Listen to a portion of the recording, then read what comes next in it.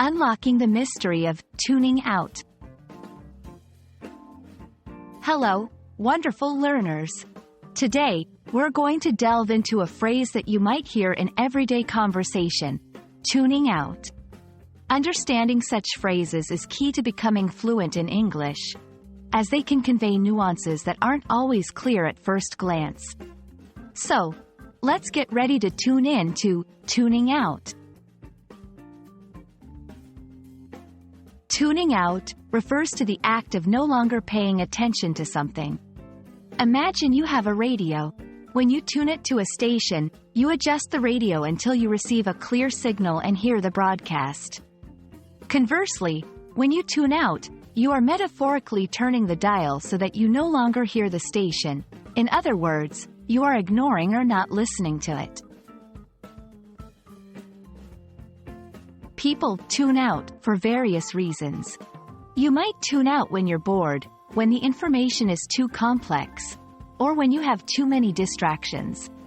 It's a natural response when our brains decide that the information we're receiving isn't engaging or important. During lectures or meetings, you might find yourself tuning out during a long lecture or meeting if the content doesn't hold your interest. Sometimes in conversations, especially if they are one-sided or monotonous, people may tune out and think about other things. While reading or studying, if a text is not compelling or is difficult to understand, you might tune out and stop absorbing the material. To give you a better understanding, let's look at some examples. I started to tune out during the speech because it was just a repeat of what we'd heard before. My brother tunes out as soon as he hears talk about politics. I had to reread the page because I tuned out and didn't absorb any of the information. Notice how the phrase can be adjusted to fit different tenses and subjects, but the core meaning remains the same. In English, there are several synonyms for tuning out.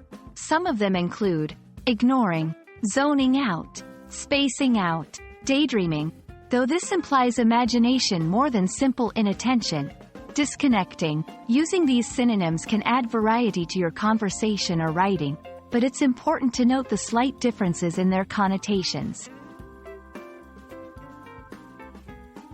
And there you have it. You've just learned about tuning out and how to use it in everyday English. Remember, while it's okay to tune out once in a while, staying tuned in to learning will help you grow your language skills. Keep practicing, and don't hesitate to tune back in for more English language tips. Happy learning, and see you next time.